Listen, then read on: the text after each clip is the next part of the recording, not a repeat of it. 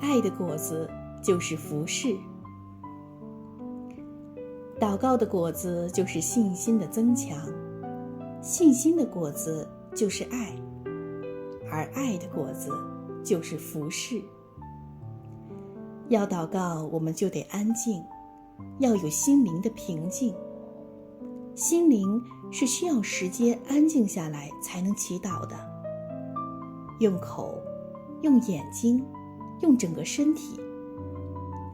假如我们无法平静下来，我们就无法知道如何祈祷。